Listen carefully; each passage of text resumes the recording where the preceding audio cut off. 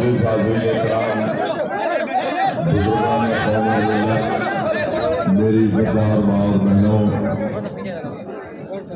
मेरे मयूर नौजवान साथियों, मंच पर तशरीफ़ फरमा मोहतरम जनाब अख्तरुल ईमान साहब, रुकन असम्बली व सदर बिहार प्रदेश मजलिस इत्तेहादुल मुस्लिमीन वो उम्मीदवार किशनगंज पार्लिमानी हल्का, मोहतरम जनाब आफ्ताब इंजीनियर साहब, शरीक मोतमद मजलिस इत्तेहादुल मुस्लिमीन बिहार, मोहतरम जनाब वारिस पठान साहब जो मुंबई के मजलिस इत्तेहादुल मुस्लिमीन के साबिक़ रुकन असम्बली भी हैं और कौमी तर्जुमान भी हैं, मेरे भाई मुफ्ती अख्तर जावेद कासमी साहब, डॉक्टर फरीद साहब जो प्रखंड हैं सदर हैं, जनाब सरफराज साहब, जनाब हाफिज असद गनी साहब, जनाब इखलाक साहब, मंगूर पंचायत की मुखिया मोहतरमा नाहिदा साहिबा, एम गाजी साहब, जनाब मुखिया शाहिद साहब, जनाब साजिद समदानी साहब, परवेज़ आलम साहब, नसीम अख्तर साहब, तौसीफ साहब जो बहादुरगंज के हैं, हाजी इंतज़ार साहब, हाजी आफ्ताब साहब और अशफाक साहब, मैं आप तमाम हाज़रीन का, इज़्ज़तदार माँ और बहनों का, बुज़ुर्गों का शुक्रिया अदा करता हूँ कि आपने अपना कीमती वक्त निकाल कर आज इस इंतखाबी इलेक्शन की जलसे में आपने शिरकत की। आपका बहुत बहुत शुक्रिया। मैं आपको ये बताने के लिए आया हूँ कि आप जानते हैं कि आज आखिरी दिन है किशनगंज के पार्लिमानी हल्के के इंतखाबी मुहिम का। आज 5 बजे इंतखाबी मुहिम का अख्ताम होगा और आप तमाम को 26 तारीख के दिन निकल कर अपने एक एक वोट का इस्तेमाल करना है। मेरी आप तमाम से दमन गुजारिश है कि भारत की तारीख का एक बहुत बड़ा अहम पार्लियामेंट का इलेक्शन है और ये इलेक्शन जो 26 तारीख को मतदान का दिन है, ये न सिर्फ किशनगंज की आवाम के लिए बल्कि पूरी सीमांचल की आवाम के लिए एक उनकी एक अजमत का इलेक्शन है। तो आप तमाम को अपने वोट को एक अमानत के तौर पर रखकर उसको इस्तेमाल करना है। तो 26 तारीख को आपको अख्तरुल ईमान को कामयाब नहीं करना है बल्कि आपको सीमांचल की जनता को और किशनगंज की जनता को कामयाब करना है।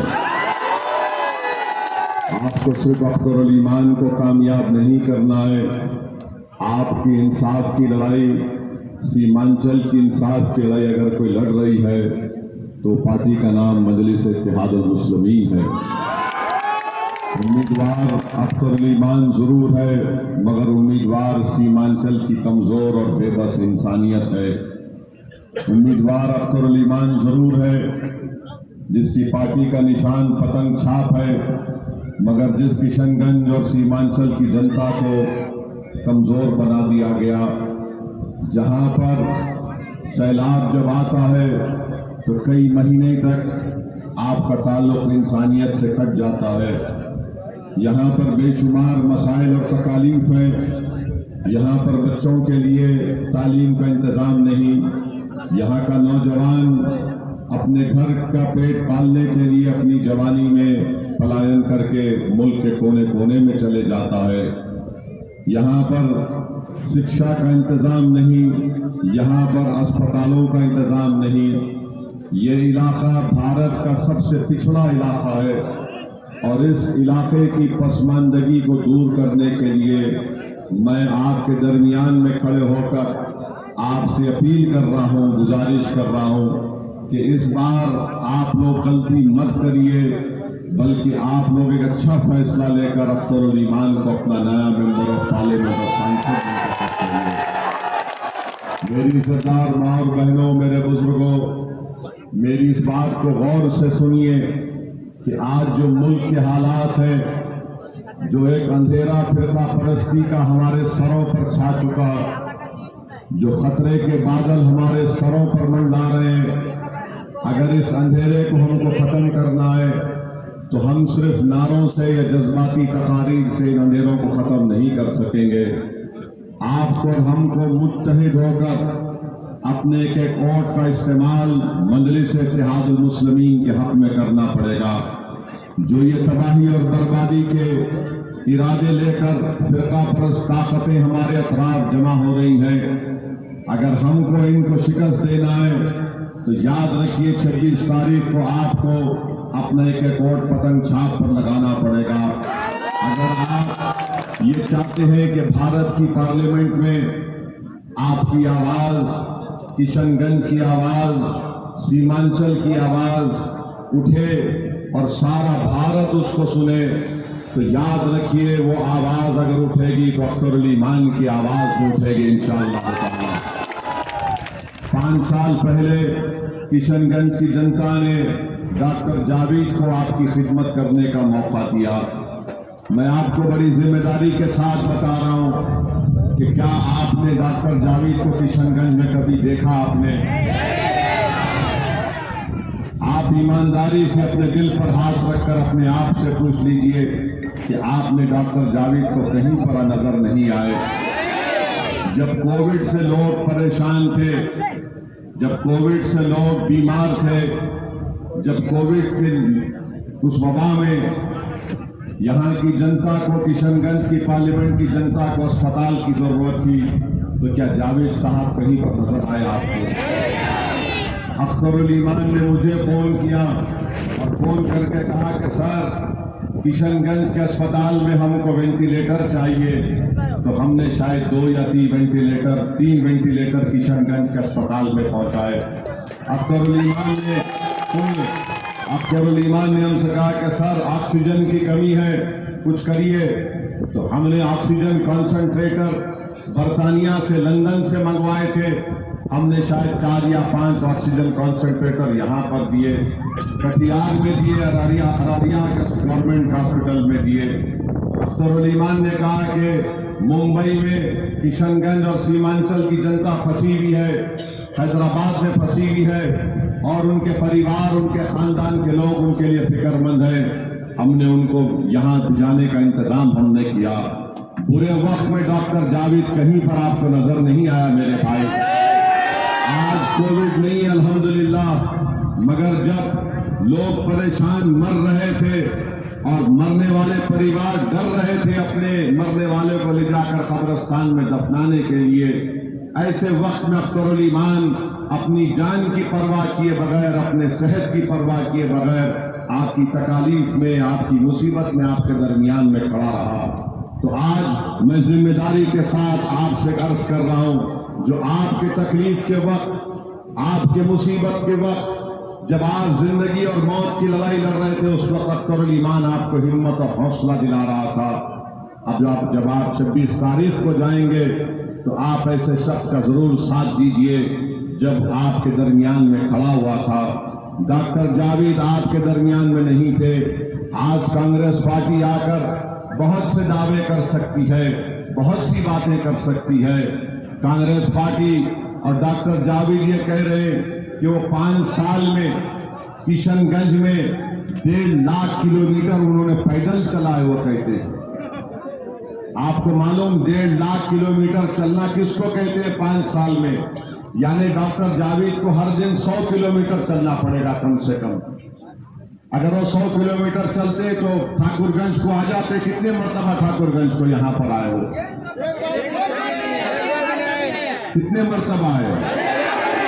1 मरतबा भी नहीं आए। जो 1 मरतबा नहीं आया उसको आप दोबारा वोट देंगे?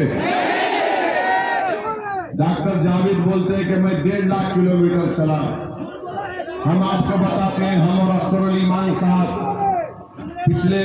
पिछले साल सीमांचल का इलाका है, अख्तर भाई हम नाम भूल जाते हैं,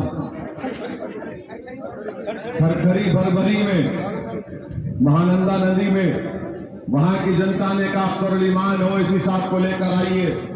हम चले गए और हमसे कहा गया कि सर इस नदी में चल के आपको दूसरी तरफ जाना है। आपका हुक्म हुआ, हम पानी में उतर गए। घुटने बराबर पानी थे। हम चले गए 15-20 मिनट में एक किनारे से दूसरे किनारे को पहुंच गए और 15 मिनट अख्तरुल ईमान के साथ चलने का फायदा यह हुआ कि 8 दिन के अंदर तेजस्वी यादव उस वक्त डिप्टी चीफ मिनिस्टर था, उसने अख्तरुल ईमान को असेंबली में मिलकर कहा कि अख्तर भाई, हमने आपके लिए वो ब्रिज को मंजूर कर दिया है जहां पर आप रहो, उसी साथ पानी में पानी। मेरे भाई, जो मर्द मोमिन होता है वो 15 मिनट जब चलता है तो हुकूमत वक्त और हुकूमत ताकतवर लोग, जो जालिम लोग कुर्सियों पर बैठते हैं, उनको फिक्र लाहक हो जाती है कि अगर ये 15 मिनट चला पानी में और अगर ये एक दिन चलेगा सीमांचल की जमीन पर तो क्या हो जाएगा। ये काम जावेद साहब 1.5 लाख किलोमीटर चले, कहां चले, किधर चले, किसी को नहीं मालूम, मगर अख्तरुल ईमान और असदुद्दीन ओवैसी 15 मिनट चले तो 15 मिनट का नतीजा ये निकला कि 1 साल के बाद अब वहां पर ब्रिज की तामीर हो रही है। अगर ठाकुरगंज की जनता, किशनगंज की जनता अख्तरुल ईमान को अपना मेंबर ऑफ पार्लियामेंट, नया सांसद बनाएगी, तो मैं यकीन के साथ कह रहा हूं, अख्तरुल ईमान आपके साथ सीमांचल की हर उस जगह पर, किशनगंज की हर उस जगह पर गांव में आकर चलेगा। और अगर सरकार उसके बावजूद भी नहीं सुनेगी तो हम आपके दरमियान में खड़े होकर कह रहे हैं कि सुन लो नरेंद्र मोदी और नीतीश कुमार, सुन लो तेजस्वी यादव और कांग्रेस के लीडर, अगर किशनगंज सीमांचल से इंसाफ नहीं होगा तो सीमांचल में चक्का जाम होगा। लाखों लोगों के साथ असदुद्दीन ओवैसी खड़ा हो जाएगा सीमांचल के इंसाफ के लिए।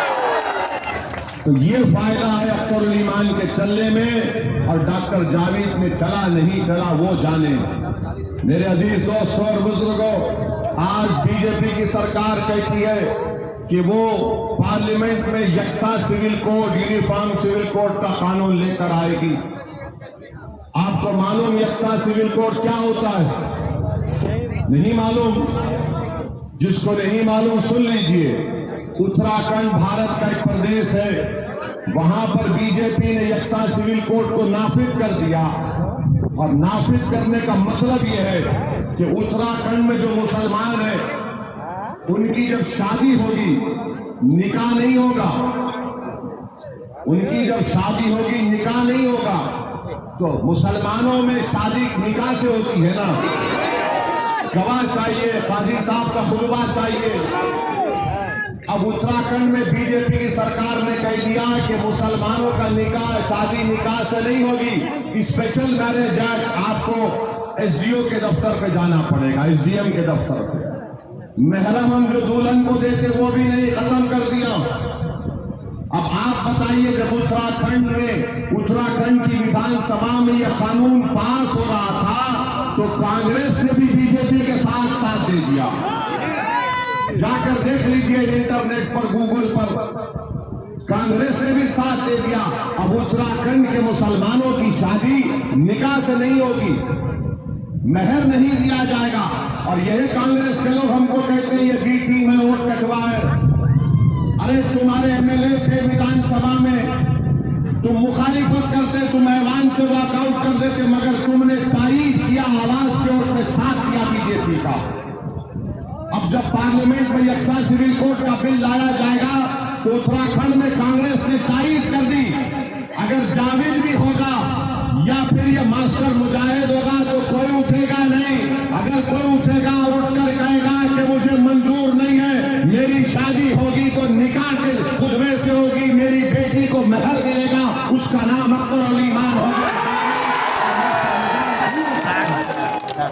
ये बात आपको सोचना है, इसको याद रखिए। उत्तराखंड में हो चुका है, कांग्रेस ने तारीफ कर दी। हमको और अख्तरुल ईमान को बोलते हैं बी टीम है, बोलते हैं ना, वोट कटवा कहते हैं ना। अभी पूर्णिया में तेजस्वी यादव गए थे, आपने सुना क्या कहा उन्होंने? सुना आपने? पूर्णिया गए थे, उनकी कैंडिडेट का नाम क्या था मोहतरमा का? हाँ, बीमा भारती मोहतरमा उनका कैंडिडेट है। तो तेजस्वी यादव ने खड़े होकर कह दिया कि या तो आप हमको वोट दीजिए या एनडीए मोदी को वोट दे दीजिए।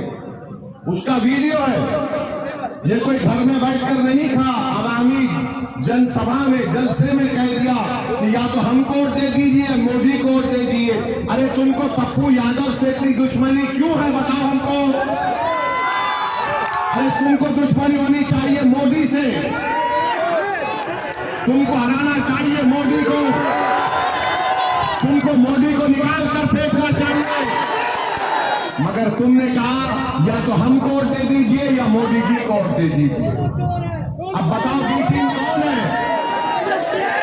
बताओ बी टीम कौन है? और बिहार में कांग्रेस राजद मिलकर है, एक ही परिवार का हिस्सा है, अलग नहीं है कांग्रेस राजद से। मेरे भाई यही तो ड्रामा हो रहा है, आपको हमको बेवकूफ बनाया जा रहा है। असदुद्दीन ओवैसी से नफरत क्यों? क्योंकि हम सच्चाई को बयान करते हैं और अल्लाह ने इनकी जबान से इनके असली चेहरे को आपको दिखा दिया कि पूर्णिया में तेजस्वी ने यह कह दिया। तो इसलिए आपसे अपील कर रहे हैं, अपने वोट को खराब मत करिए, अपने वोट को बटन छाप पर बटन दबाइए। बटन छाप को वोट देकर अख्तरुल ईमान को अपना सांसद बनाकर दिल्ली में जाइए। और हम आपसे वादा कर रहे हैं कि इंशाअल्लाह बहादुरगंज या ठाकुरगंज में एक सब डिवीजन बनना चाहिए, हम लड़ेंगे उसके वास्ते इंशाअल्लाह।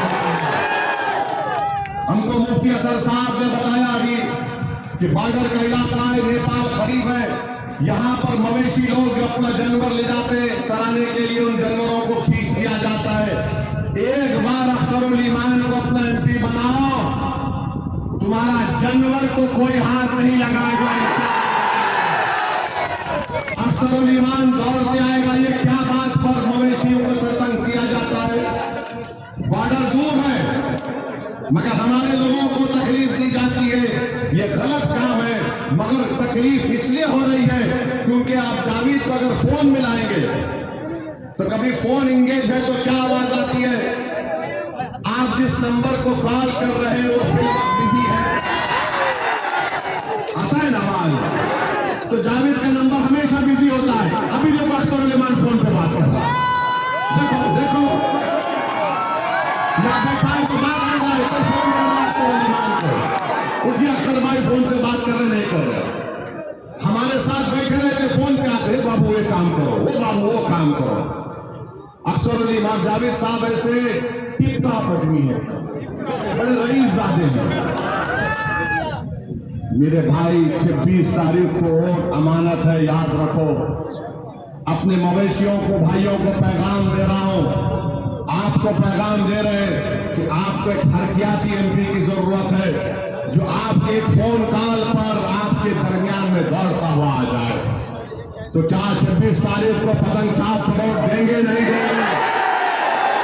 अब आप एक और बात सुन लो, हमने आपसे कहा कि उत्तराखंड में यूनिफॉर्म सिविल कोड आ गया। अब अगर यूनिफॉर्म सिविल कोड पार्लियामेंट में आएगा, खुदा ना खास्ता मास्टर मुजाहिद जीत गया तो मास्टर मुजाहिद क्या करेगा? मास्टर मुजाहिद की पार्टी ने तो निकाह कर लिया मोदी के साथ, बीजेपी के साथ। मगर हमारा मसला आएगा तो डॉक्टर ये मास्टर मुजाहिद बोलेगा मेरे मास्टर मोदी जी हैं, जो आका का हुक्म मैं मानूंगा। तो आपसे अपील कर रहे हैं कि जेडीयू को वोट देना मोदी और बीजेपी को वोट देने के बराबर। और मोदी ने CAA का कानून लाया है और बीजेपी ये इरादा रखती है कि आने वाले दिनों में मुस्तकबिल में भारत में NPR NRC कराया जाएगा। ये वादा आपके करीब है। क्या पूर्णिया में आकर नरेंद्र मोदी ने नहीं कहा कि घुसपैठियों आप बहुत ज्यादा है यहाँ पर? कहा था ना पूर्णिया में मोदी ने? फिर राजस्थान में मोदी ने भाषण देकर कहा कि भारत के मुसलमानों को पूरों को घुसपैठी कह दिया, 17 करोड़ मुसलमानों को। नरेंद्र मोदी ने पूरे भारत के 17 करोड़ मुसलमानों को घुसपैठी कह दिया और हमसे कह दिया कि मुसलमान ज्यादा बच्चे पैदा करते, और ये कह दिया कि हमारी हिंदू बहनों के गलों से मंगलसूत्र उतार कर मुसलमानों को दे दिया जाएगा। नरेंद्र मोदी दुनिया का सबसे बड़ा झूठे शख्स का नाम तो यह तो नरेंद्र मोदी है। झूठ बोलते हैं वो। मेरे भाई, हम घुसपैठिया नहीं है। क्या आप लोग घुसपैठी हैं? आप लोग घुसपैठी हैं? अरे एक साथ हाथ उठाकर बोलिए कि हम घुसपैठी नहीं है। नरेंद्र मोदी हमको घुसपैठी कहते हैं और फिर हमारी माँ और बहनों को बोलते हैं बच्चे बहुत पैदा कर रहे हैं। झूठ। गवर्नमेंट का आदाद-ओ-शुमार बता रहा है कि हमारी माँ और बहनें और आप लोग, हम लोग बच्चे कम पैदा कर रहे हैं, मगर हम पर इल्जाम लगा दिया जाता है, अरे नरेंद्र मोदी तुमने बताओ। नरेंद्र मोदी की गवर्नमेंट का डेटा बोलता है कि जो गांव में मुसलमान बसता है वो महाना बहुत मुश्किल से 1100 रुपये अपने खाने दवा पर खर्चता है। हिंदू भाई उससे ज्यादा खर्चते हैं, सिख भाई सबसे ज्यादा खर्चते हैं। मैं नरेंद्र मोदी बोलते हैं दौलत हमको दी जा रही है। कौन सी दौलत है नरेंद्र मोदी? चलो मेरे साथ सीमांचल नरेंद्र मोदी, तुम मेरे साथ 1 घंटा चलो, मैं तुमको सीमांचल में उन स्कूलों में लेकर जाऊंगा जहां पर बच्चों के जिस्मों पर कपड़े नहीं है, उनकी हड्डियां दिखती है। ये हमारी गरीबी का आलम, कस्मपुरसी का आलम। नरेंद्र मोदी बोलते हैं कि दौलत हमको मिलेगी। कौन सी दौलत मिल रही है मोदी हमको? तुमने हमारी मस्जिद को छीन लिया, तुम हमारे गोश्त के नाम पर मार रहे हो, तुम हमको गाली दे रहे हो, हमारा हिजाब, हमारा निकाब, हमारा बुर्का खतरा बन गया, हमारी आशा खतरा बन गई। आप बताओ फिर क्या करेंगे? ऐसे माहौल में आपको जरूरी है कि आप अपनी एक आवाज को बुलंद रखें, अपनी ताकत को पैदा करें। याद रखो मेरे अजीज दोस्तों, मेरी इज्जतदार माँ और बहनों, जज्बाती तकारीर से, नारे मारने से तुम्हारी क़यादत नहीं बन जाती। आपकी क़यादत उस वक्त बनेगी जब आप मुत्तहिदा तौर पर अपने कौर का इस्तेमाल करेंगे। और हम आपसे बता रहे हैं कि 26 तारीख के दिन आप एक वोट को जाया मत होने दीजिए, कांग्रेस को मत दीजिए, जेडीयू और बीजेपी का साथ मत दीजिए। ये लोग, इनमें कोई फर्क नहीं है, ये ऐसा ही करते हैं। बल्कि हमको आपको बताना था कि हमारे भाई आदिल हसन ने हमको अच्छा बताया कि एक बीजेपी का एमपी है जिसको कांग्रेस ने टिकट दिया है, मुफ्ती अख्तर जावेद साहब, ऐसे आदमी को टिकट दिया है जो कोविड के दौरान में कहा था कि कोविड फैला तबलीगी जमात की वजह से, उसको कांग्रेस ने टिकट दिया, भाजपा से आया है, उसको टिकट दिया है, जिसने कोविड में कहा था कि तबलीगी जमात ने पूरा कोविड फैला दिया।